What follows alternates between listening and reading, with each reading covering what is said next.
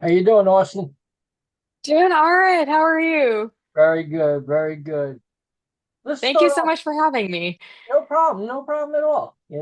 I like doing the interviews. They're fun, so it's cool, you know.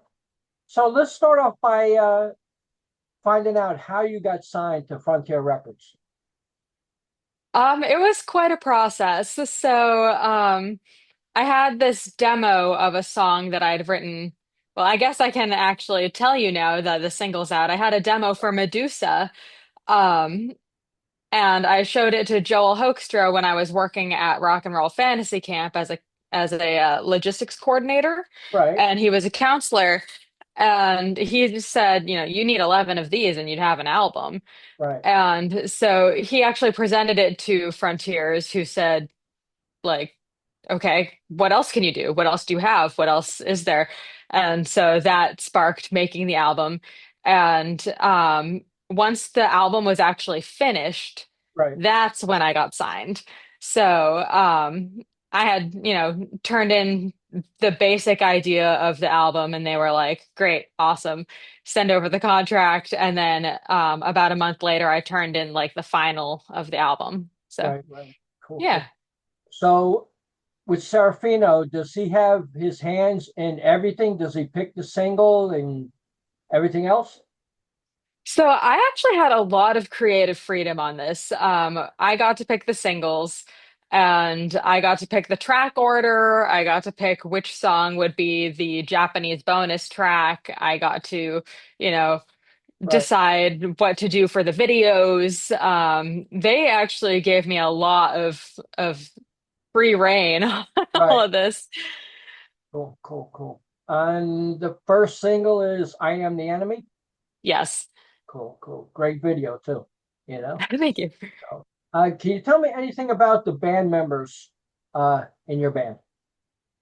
Yeah, so technically it's not really a band so much as a solo project for whom I hire Right. uh outside band members. But so we obviously have Joel Hoekstra on guitar, and he also co-wrote all of the tracks. He produced the album. So he had, a heavy hand in the entire project. Right, And then we had Chris Collier, who did bass and drums, and he also produced. So he was a co-producer with Joel. right. Um, we had Steve Ferlazzo, who is Avril Lavigne's keyboardist, which I kind of like fangirled about because I love Avril Lavigne. Uh-huh. And so he was the keyboardist for the album, and there are a lot of parts that I actually kept telling Chris to turn up and turn up and turn up because Chris was mixing the album, um, because I just loved those parts. And then Right. Chloe stepped in for backing vocals, which was incredible. She came up with some amazing harmonies. She added in some like ad-libby type stuff that I Right. didn't put in there. Right. And it made the songs, it brought them to a new level. So Cool. Will this album be on vinyl?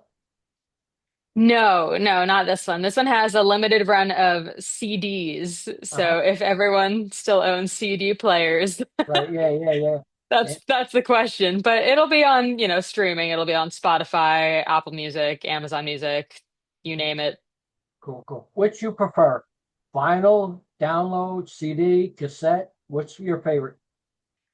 Um, I would say my favorite in terms of like the aesthetic and the sound would be the vinyls, but Right. the most convenient is streaming. Right. Yeah. And I know that that's a big, no-no Right. in Yeah. the music industry because it's so hard to get creators to get anything out of streaming other Right. than like exposure essentially. Right. So, Yeah. Yeah. Definitely. Definitely. I mean, even computers don't even have a CD-ROM no more. So right. even cars don't have a CD player half the time. Right. Right. So Yeah. you don't have much of a choice unless you're a collector.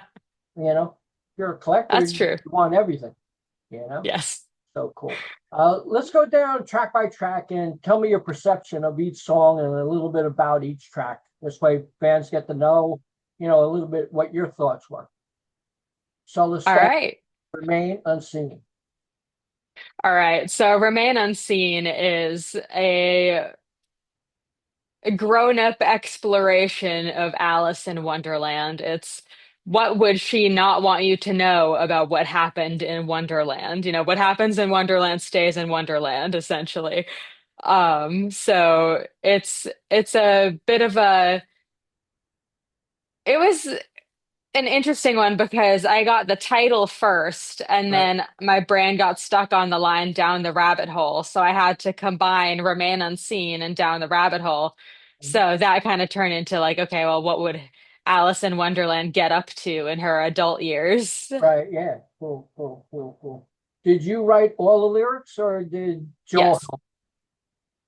Joel wrote the one line, like the hook Right. of Read Your Mind, which comes up later in the track listing. Cool. Cool. Okay. Track number two, Medusa. So Medusa, I wrote that forever ago. That was a lifetime ago. Right. And I created the demo and everything too long ago to want to Right. Yeah. Yeah. Yeah. give away. But Medusa, I actually based it off of the vibe of Katy Perry's Dark Horse and Elle King's X's and O's. Uh-huh. So it wasn't even based off of a rock song. It was based off of two pop songs, but Right. I liked the idea of being like this man-eater serpentine kind Mhm. of like siren-y type. Right. Um so that's where Medusa came from. Cool. Cool. And there's a video for that too, right? Yes. Right. Yes, that one's my favorite of the videos. Cool. Cool. Cool. You enjoy making the videos? Oh, I loved making the videos. It was the best 2 weeks of my life. Wow. Cool. I like that. Yeah. Track number three, I am the enemy. So I Am the Enemy is basically you see it in the video. So there's kind of this dichotomy between the girl in the insane asylum and the 90s girl who's happy and singing in her bedroom. Right. And they both eventually turn into this like rock star persona. And it's sort of trying to show, like there's the part of me that's really excited about music and really like wanting to do this. And then there's the part of me that's really tortured about it Mhm. and is like, no one's gonna like it, everyone's gonna hate me, I can't do this. But do it anyway. They both turn into the rock star persona, and there she is. Cool, cool, cool. Track number four, read your mind. So Read Your Mind is actually a ballad. It's uh the final of the music videos that will Right. be coming out. Mhm. So all four of the music videos are the first four tracks on the album. Right, right. Um, and Read Your Mind was an interesting one because Joel had this line that he came up with for like the chorus. Right. And I tried to rewrite that chorus and that whole song so many times. I have seven different versions of the lyrics to that. And then I rewrote it on the 22-minute train ride to get Right. to the studio and recorded that version that day. So Right. I rewrote the entire thing and like in 20 minutes and just recorded that version of it. So um yeah. Cool, cool. Now, when you're writing a song, do you write it on paper or on the computer? Either. Uh-huh. Um, I like using the computer just because if I don't like something, instead of scribbling it out and then being like, wait, what was it that I wrote? Right, I yeah. can, move it lower on the page or, you know, Command Z Uh-huh. and get it back. So, Cool. yeah, Wow. Do you keep like a little pad by the side of the bed just in case you wake up and you think of something? I do. I Yeah. do indeed. And sometimes it's my phone that gets it, but sometimes it's the notebook. So. Cool, cool. Track number five, Get Out Alive. So Get Out Alive is one of my favorites. It's about accepting and embracing that you have some, mental health things kind of going Right. on. It's mostly about anxiety. And so it's just talking about like how, you need to be able to accept that you have these things in Right. order to keep going. Mhm. Cool, cool. How about track number six, Effigy? Effigy is also another favorite of mine. So Effigy it comes down to it's about people pleasing Mhm. and how it can completely destroy you. Right, yeah. Cool, cool, cool. Do you ever worry about uh like when you're doing a song, you say, oh, that sounds like that, and I'd rather cut that out, or you do it just the way you like? So musically, it was all, whatever Joel sent was what I recorded. Right, yeah, Like whatever melody he sent, that's what I did. Lyrically, I would write something and then sometimes it would be like I was processing something and didn't know. And so I went in trying to write one song and it came out a total other thing, this right, yeah. like new entity. So I do often end up writing a different song than I intend to. Cool, cool. Track number eight, All Alone. All Alone is one of the poppier tracks. Uh-huh, All Alone is a fictitious one. I didn't have a relationship to pull from for it, luckily. uh-huh. But it's about, finding the strength to leave a toxic relationship. Right, right. How long does this take to write and record the whole album? Um, a year and a half. Mhm. So the music parts came together very, very quickly. I think that was around, I want to say November 23. Right, And then I got all the lyrics done by like March right. of 24. And then I recorded everything by summer of 24. Uh-huh. Um, sorry, 22 and 23, not 23 and Right. 24. Okay. So music 22, lyrics 24, recording, or sorry, 23, recording the summer of 23, Right. and then mixing, mastering all the production, sending it off to Steve, to Chloe, and then I finally turned it in March of 24. Yeah. Yeah. Cool, cool. Track number nine, Not This Life. Not This Life. What's that one about? Oh, huh. So that one is about a failed relationship I had in my early adult dating years. Right, And it was, it's one of those relationships where you like get back together with someone after it's right, been some time, and then you're just like, oh God, this is not what I want. So, right. Yeah. Wow. um, I believe a line in it is happily ever after faded into disaster. Uh-huh. So Wow. that'll Cool, cool. explain it pretty much. Yeah, it feels a little funny. Like my first girlfriend, I'm just talking about that. I mean, I was about 20. Yet, just about a year ago, I found her again. I mean, I'm married now, but I found her again, and we still talk, like friends. And it's great because I still like her and stuff like that, but it's cool. We have a relationship of talking now and friends. I like that. Yeah, time can do a lot. Yeah. Time can really change things. Cool, cool, cool. Tell me about the light. The Light is another ballad. It's the only other ballad other than Read Your Mind. And The Light is about loving someone through their darkness. Right. Cool, cool, cool. And track number 11, Until I See You Again. So Until I See You Again is actually the most personal song to me. It Uh, sounds really upbeat, right. but it's actually about a trauma that happened when I was a little kid. Uh-huh. And it it was one of those songs where I wrote it very quickly and I didn't know what I was writing until I read it back, and I was like, Right. oh, I just processed something. Uh-huh. Cool. Cool. So, yeah. Yeah, definitely, definitely. And the last track's the bonus track from Japan, Read Your Mind. Tell me about that. So the Read Your Mind bonus track is just an acoustic version of Read Your Mind Uh-huh. from track four. Uh-huh. Cool. So it's just the acoustic version of that. Right. Cool, cool, cool. How'd you know you had a knack for singing and music? Well, I don't actually believe that I have a knack for singing, but I have a knack for songwriting. Cool. I primarily consider myself a lyricist. Hmm.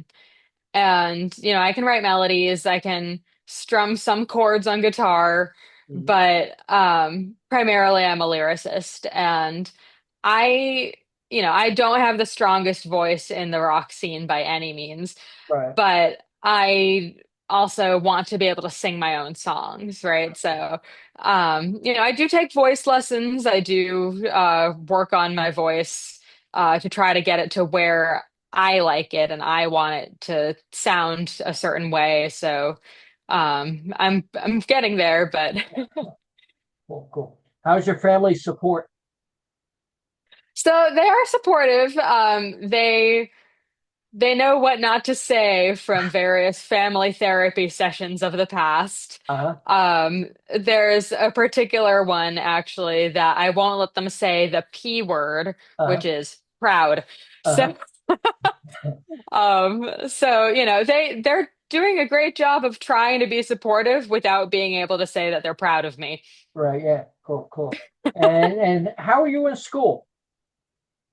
So school was, well, it was a struggle for the middle school and high school years for Uh-huh. sure, because I wasn't interested in anything they were teaching. I wanted to do psychology. I wanted to do music. I wanted to, but I was like stuck there watching the Ken Burns Civil War documentary, Uh-huh. listening to A Shoke and Farewell 500 times, Right, which yeah. is a great song. Uh-huh. But when you hear it 500 times in a Yeah, documentary, it's just too much. yeah. Um, I actually currently am in school. So I am taking grad classes in psychology. I'm taking neuroanatomy. Mhm. I'm taking statistics and I'm taking psychometrics, which is like building those psychological tests. Right, So, yeah.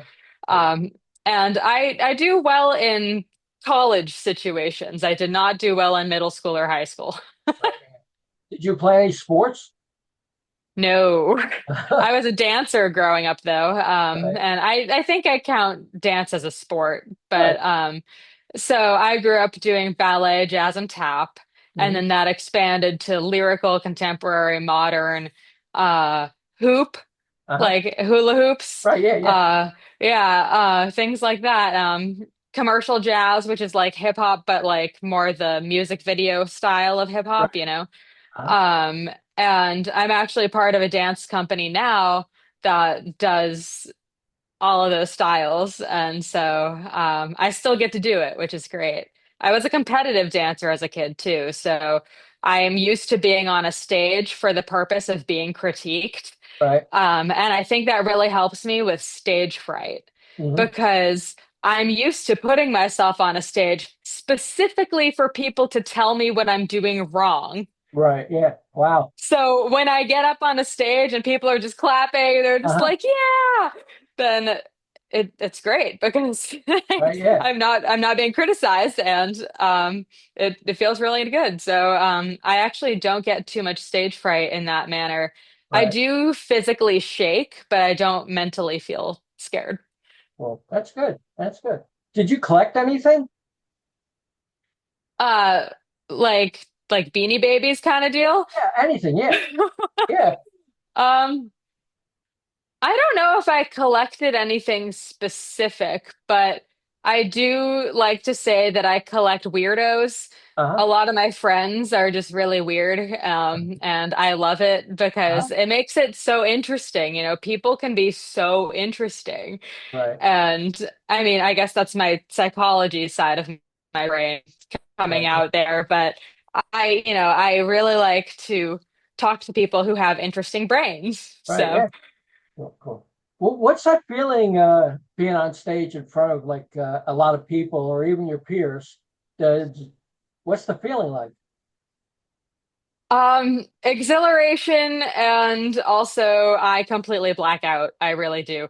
I like I get up there and I'm like, okay, I'm doing it, and then I don't remember a thing about it Wow. after the fact. I don't remember if people clapped. I don't remember if people cheered. I don't remember if people booed. Right. I know that I got out there, I did it, and now I'm off stage. Cool, So, cool. Definitely. yeah. Cool. Is there anything you eat or anything you do before a show? Um, water. Uh-huh. Um, but you have to be a little bit careful with the water because then you get, like bloated and like it's Oh, not the best stage look. So you have to be careful with the water. But I do drink a lot of water. I hydrate excessively on like a normal day, even when I'm not going on stage. Um, one trick I've heard is to eat an apple. uh-huh. So far, that hasn't worked for me, but I keep trying it. Right. Um, and overall, just like before going on stage, I tend to look over my lyrics, Uh-huh. even if I know them perfectly well in Right. any other context. Once you get on stage, everything's out the window. So, yeah, so I look at my lyrics and I will, maybe like hum through something. I'll practice, if I have like a high note or a low note that needs to be rehearsed ahead of time, I will do that. Definitely warm-ups, but yeah. Cool, cool. What's it feeling like when someone asks for your autograph? It's still really funny when they do because I'm like, are you sure? Like, Uh-huh. Yeah. Cool, cool, cool, cool. Is there any merchandise available? yes. So there are t-shirts available and there's a hoodie available Cool. through the Frontiers shop. Uh-huh. Uh, So I should probably link that on my website, shouldn't I? I should yes, probably do definitely, that. definitely. Uh, Yeah. Yeah, I always ask that for some reason, just so people could get merchandise, you know? So definitely yeah, cool, cool, cool. Are you a religious person? I'm not. Uh-huh. Cool. Do you believe in God? I'm spiritual in the way of like, I believe in like some sort of higher Hmm. power situation. I'm not sure what it is, but I Right, know that we don't have control of everything. right, yeah. And I don't have like a specific religion, Uh-huh. but I do believe like, like everyone's trying their best with the resources they have at the time. And I do believe like, you know, do unto others, that Hmm. kind of deal. And also, there was this great quote that I got when I was in high school, which is our one rule in Hmm. high school was don't be mean and don't be stupid. Uh-huh. And that has carried me Uh-huh. Cool. through the last, however many years since high school. Right, So, yeah, that's good. um, yeah, don't be mean and don't be stupid. It's great advice because Yeah, it covers pretty much everything. cool, cool. What do you think happens when you pass away? That's a really good question. So personally, I think for me, Right. nothing.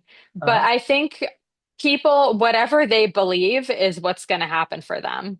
Right. That's my belief on it. I believe that it's nothing after this. But if you are someone who believes in heaven, I believe that you are going to heaven. If you are someone who believes in like, reincarnation, I believe you'll be reincarnated. But Right. I just personally believe that once I'm in the dirt, it's over. A lot of people do, you know. A lot of people do, Yeah. you know. What's your feeling about the United States at this time? Oh, well, things are tumultuous. Uh, Things are very divided. I think it would be a lot easier if we could stop the division so mhm. much and like come to middle ground terms on a lot of things Right, because that's one of the things that we learn in DBT training, dialectical behavioral therapy training in right, psychology, where you have wise mind, you have rational mind, and you have emotion mind. And right, wise mind is the one that takes rational mind and emotion mind, puts it together, and says, this is the right path. right. So I think, we have rational mind and emotion mind in Mhm. terms of our political parties. I don't know which one technically counts as which right now, Right. but if we could get to a wise mind Yeah. situation, maybe, things would be a little easier. Cool, cool. Is this album out already or is it coming out? It's coming out February 13th of 2026. Oh, cool. That ain't too far away. You know, No, it's so far away. yeah. So once it's released, what are your hopes? Well, I definitely hope to start actually like touring it, like gigging it out. I need to, get a band situation together. Unfortunately, my drummer just moved to Nashville, so I'm gonna have to work on that a little bit harder than I would have liked to. But ultimately, I do want to play live shows. I would love to be on stage again. The stage is, my mother says, the stage is the only place that I truly smile. Well, So, that's good. That's good. So what are you hoping to get for Christmas or the holidays? oh my gosh, I haven't even thought of that. I'm trying to figure out what to get everybody. Yeah, yeah, definitely, definitely. It's tough, you know. You're not sure, you know, but we'll see what happens. Yeah. Well, Austin, was great talking to you. Frontier Records, good luck, and I wish you the best. And would you like to say anything to the fans out there? Well, thank you so much to you, Brian, Thank you. for interviewing me. And thank you so much to everyone who's listened to any of the songs. Thank you so much to anyone who likes any of the songs and who watches the music videos and who intends to get the album and who buys a t-shirt. You Mhm. know, just thank you for all the support and um, more to come. Cool, cool. Thank you. Talk to you later. Thank you so much. Bye bye.